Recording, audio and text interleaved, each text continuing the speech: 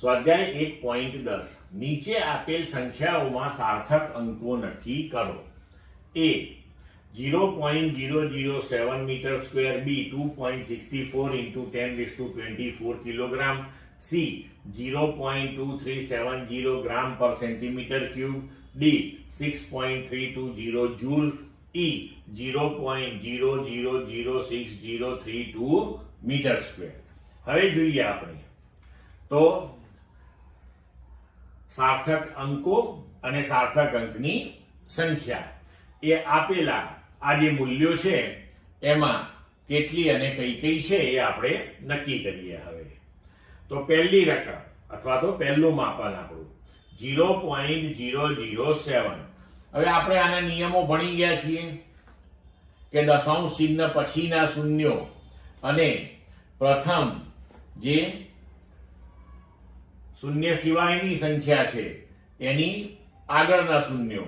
તો અહીંયા આગળ દશાંશ ચિહ્ન પછી અને 7 ની આગળના શૂન્યો જે છે એ સાર્થક અંકો તરીકે ગણાતા નથી.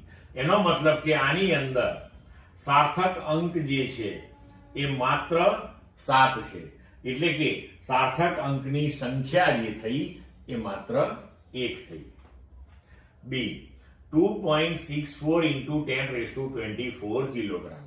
તો આવા માપનોની અંદર આપણે જોઈ ગયા કે આવા 10 ના ઘાતાંક વાળા જે પદ હોય એ સાર્થક સંખ્યામાં ગણતરીમાં લેવાતા નથી.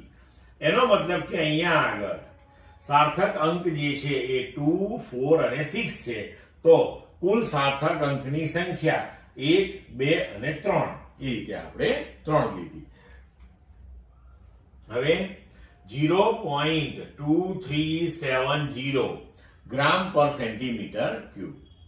તો આપણે નિયમોમાં જોઈ ગયા છીએ કે દશાંશ ચિહ્ન વાળા માપનની અંદર જે અંતિમ 0 આવતા હોય એને પણ આપણે સાર્થક અંક તરીકે ગણતરીમાં લેવા પડે છે. એટલે કે અહીંયા 2, 3, 7 અને 0 એ બધા જ સાર્થક અંકો થશે. તો 1, 2, 3 અને 4 સાર્થક અંકની સંખ્યા થઈ ગઈ 4. હવે d 6.320 જૂલ. તો જેમ હમણાં આગળ આપણે નક્કી કર્યું એમ દશાંશ ચિહ્ન પછી ના માપનની અંદર જે અંતિમ શૂન્ય આવતા હોય એ આપણે ગણતરીમાં લેવાના હોય છે અને બાકી અશૂન્ય તો બધા જ લેવાના છે અંકો આપણે. તો અહીંયા 6, 3, 2 અને 0 આ બધા જ સાર્થક અંકો ગણાશે. એટલે કે 1, 2, 3 અને 4 કુલ સંખ્યા થઈ ગઈ 4.